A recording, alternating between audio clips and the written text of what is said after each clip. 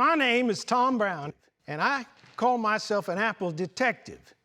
Well, actually, I'm a retired chemical engineer, but hunting for apples really turned into my life's calling. You see, apples are an amazing gift to mankind. And the earliest apple goes back to a land we now call Kazakhstan. And by 1500 BC, apples had spread all across Europe. For me, the love of the apple began at a local farmer's market.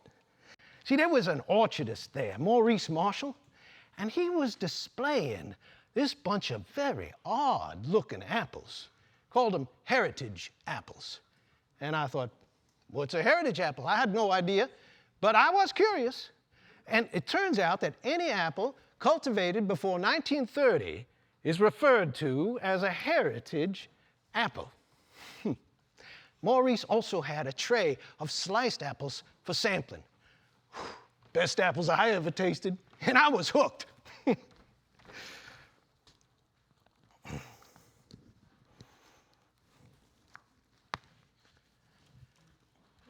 These here, these are heritage apples.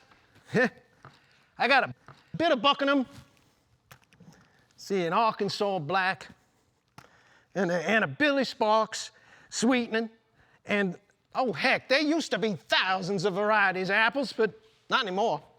No. See, today's commercial orchards only grow about 90 types of apples, and maybe 5 to 8 of them make it to your store. So what happened to all those other apples? Well, I'll tell you, the invention of that refrigerated train and truck. See, now growers needed apples that were good at being transported, apples that looked ripe before they were ripe. And shoppers, they wanted apples that looked fresh and colorful. See? And family farms started disappearing as people migrated to the city. Trees forgotten, orchards abandoned. Well, some of them were taken over by these commercial orchards. But you can still find some of those old trees. You'll be just walking through the forest and come across some gnarled old trees, probably where an old orchard once grew. And ancient trees still stand in the yards of old farms. Why, I myself found and identified 3 lost heritage apples.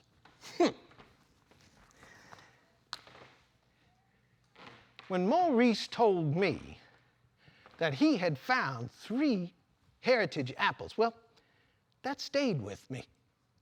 See, I kept thinking, how neat would it be to find an apple that nobody had tasted in 50 or 100 years? I mean, think of all those varieties that no longer touch the palates of this generation. So I became an apple detective. And do you know that there are 7,000 varieties of apples listed in old catalogs? Yes, sir, 7,000. You're probably wondering, why so many apples? Well, so did I. Well, one reason, right here.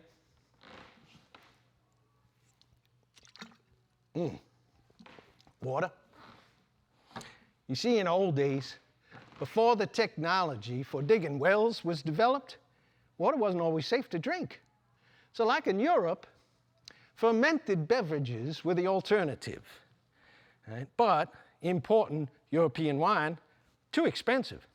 And growing the European grape didn't work. Native pests killed that grape. And clearing a land to make fields for barley so that you could make beer, that was hard, difficult work. So apples were the best option.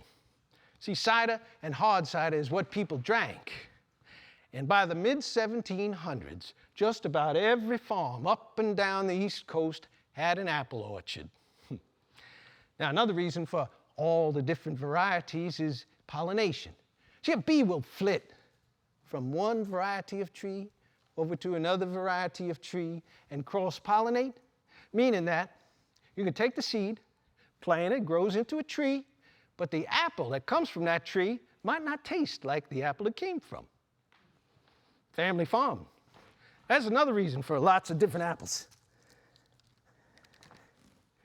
Here's Aunt Sally. Isn't she beautiful? Dad, Daddy, Grandpap. He's good old Granny Barnes. And these are some of the heritage apples that I found. And these particular apples were named in honor of family members. See, before grocery stores, it was a matter of family pride to be able to say, we grow the best apples in these parts. It seemed like everybody took pride in developing their own varieties of apples. And apples were essential for the success and sustainability of a farm. See, back then people had big families to feed, and they fed them lots of apples. Fried, stewed, baked, fresh for snacking, made into cider, vinegar, and brandy. Apples were dried and made into preserves and apple butter. And if a tree produced apples that were unfit for humans, well, the horses loved them. And those chickens would just pick those apples all across the yard. And if a hog could talk, he'd say, there's no such thing as a bad apple. Which reminds me, I once found a lost apple named Hog. Matter of fact, I found quite a few apples named after animals. See, I have some lists, because I can't remember all 7,000 apples. So I found apples named Buffalo, Bumblebee, Cat, Cow, Crow, Egg, Frog, Goat, Horse, Possum, Rabbit, and Trout. Now, why would anybody name an apple after a trout? There has to be a reason, a story. It usually is. You just have to find it. See? And now, some of the apples have even stranger names, like Bughorn, Bullface, Ben-Hur. Ben-Hur. That must be another story. I mean, Ben-Hur was a novel written in the 1880s, and the Jewish term for Ben was son. So then we had Hen House, $100, Kodak, Lazarus, Sinkhole, Snuff, Winding Stairs. Oh, and I remember once on one of my apple hunting trips, I met a lady named her tree Clothesline. See, because one of the branches of that tree hung over her clothesline. and it turns out that apple was a very, very important apple. Its real name was Mongolian. But I'm getting a little too far ahead. Let me step back a little. Okay? For those of you who don't remember your history, the apple tree is not indigenous to North America, but with the exception of the crab apple. The French Jesuits brought seeds over with them in the 16th century. And that was 100 years before John Chapman started planting apple trees. Now, you probably remember him by a different name. Johnny what? Appleseed, you all know that. And settlers on their way down the coast were bringing saplings and seeds along with them. Why, right here in the Cape Fear settlement, they had an extensive apple orchard as early as 1666. So you see, these heritage apples go way back, hundreds of years. Now, being an apple orchard involves reading lots of diaries and old ledgers. Well, I have giant stacks of historic nursery catalogs that describe each apple and its taste.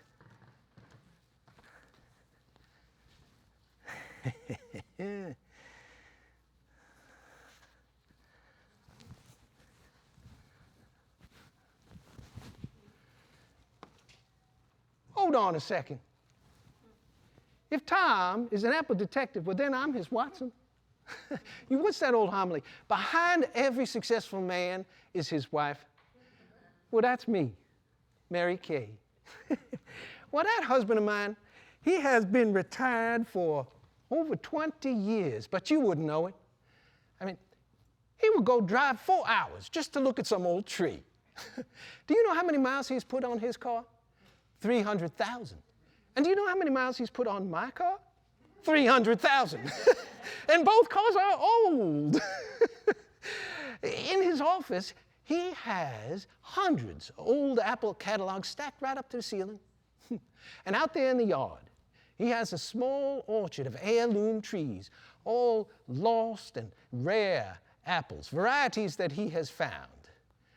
While he will go out there and graft and plant and water and weed and prune and distribute. And during COVID, he did it all himself. Now you there, sir. Would you like an heirloom tree, and will you take care of it? Well, then he'll mail it to you. If he has the time. You see, he does it all. And he just turned 81 years old. Well, if he is not out hunting for a tree, then he's working in his orchard. And if he's not in his orchard or on a trek, well, then he is plowing through those documents. And if he's not in the orchard and not trekking and not researching, well, then he is updating his website. And guess who helps? Who makes sure he eats? Who goes with him on these treks? Who is with him every step of the way? But that's me, Mary Kay. I am the other half of that same apple. And I love him dearly for all of it. But he sure as heck better find an apple named Mary Kay.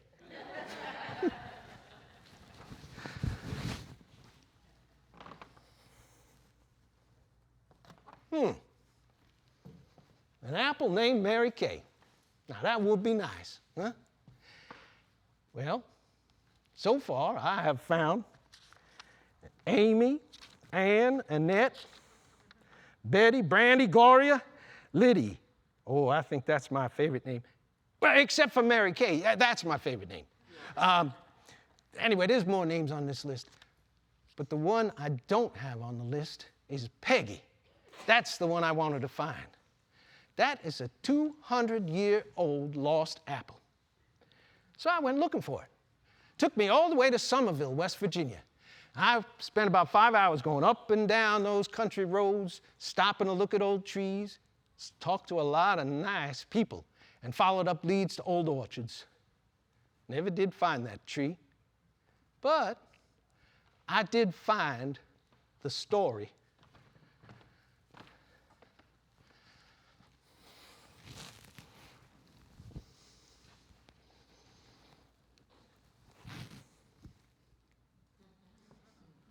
Peggy. I named that tree. Me, Henry Morris. I was in the Battle of Point Pleasant, which, by the way, is said to be the very first battle of the American Revolution. I was under the detachment of General Lewis himself. As you can see, I survived.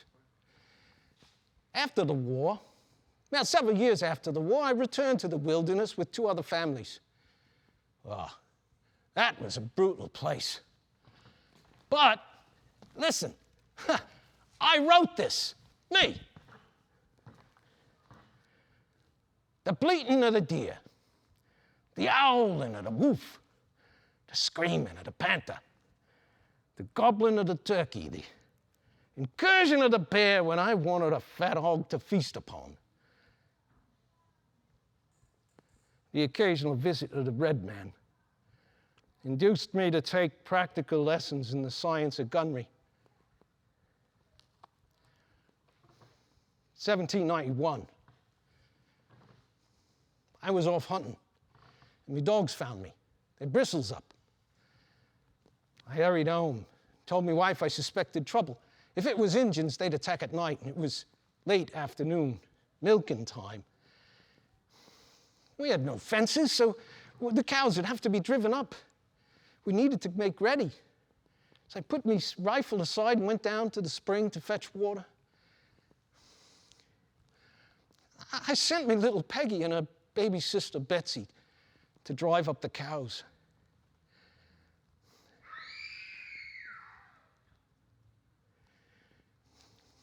My little Peggy was tomahawked. Little Betsy, too. See, I planted a tree where Peggy fell. It's a sweet apple, as sweet as was my little Peggy.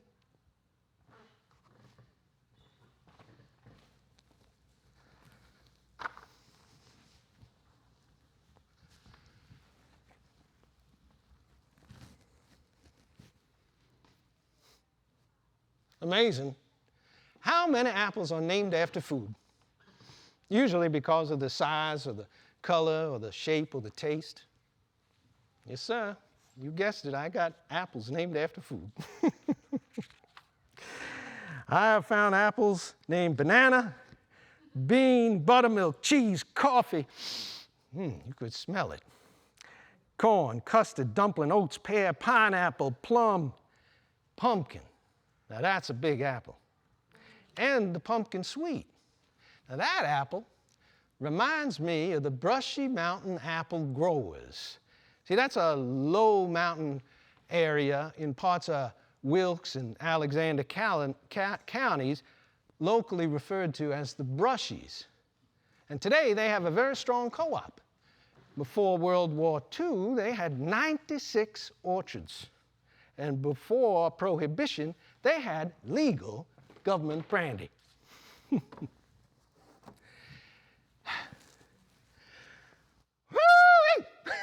It's a hot one. You know, in my day, they used to call me the mayor of the Brushies. So it seems I could produce lots of moonshine. Well, at least more than most folk. So people would ask me, Roy, how much moonshine can you get from a bushel of apples? And I'd tell them, well, I don't know about the others, but I got a year and a day from my last bushel. Federal prison. Yeah. The Junaluska apple, an almost mythical apple named after a Cherokee leader. A legendary apple once thought to be extinct. See, over 200 years ago, the Cherokee cultivated a European apple with an indigenous crab apple, and it became a favorite among the Cherokee people, especially Junaluska.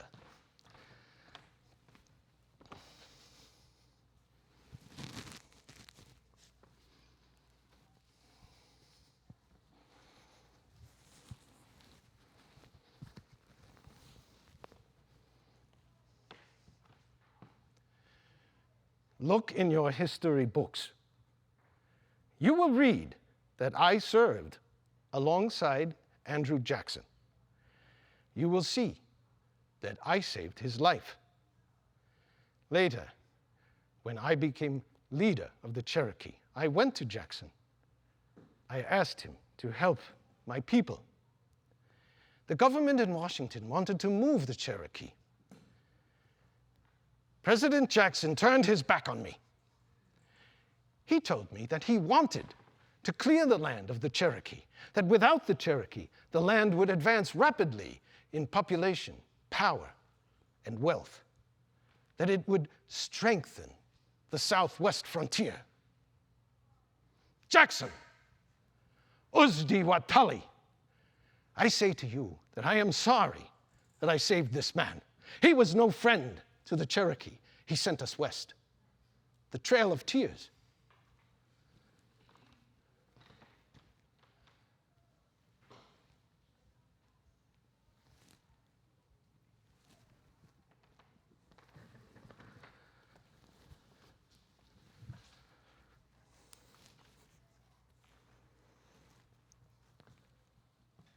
After the Cherokee were evicted from their land, the settlers began referring to the tasty apple as Junaluskas or Junaluskis.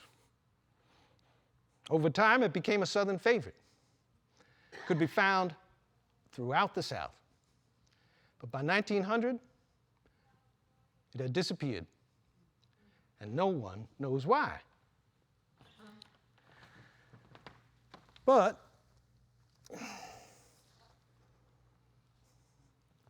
after I found and identified the Junaluska, my first thought was to return it to the Cherokee people.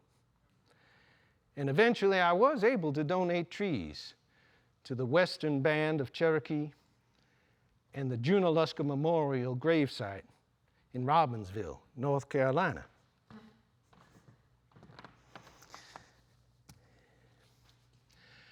I have been looking for old, lost apple trees for 22 years. And I'm proud to say that I have found 1,200 lost and rare heritage apples. I have a small conservation orchard where I cultivate and distribute trees to people and organizations who are interested in preserving them. There are some amazing chefs who are embracing the new, old tastes of lost apples, and they are developing dishes and drinks using these rediscovered flavors. It is all very exciting. But there is still so much work to be done. So many apples remain lost, and time is running out. Old trees are dying. So every day, old orchards and farms are being knocked down for new buildings. And the living wealth of information, the wonderful old farmers with whom I have consulted over the years, they are in their 90s and older. And they are the ones who remember a particular apple, its taste, its story, its heritage. Thank you.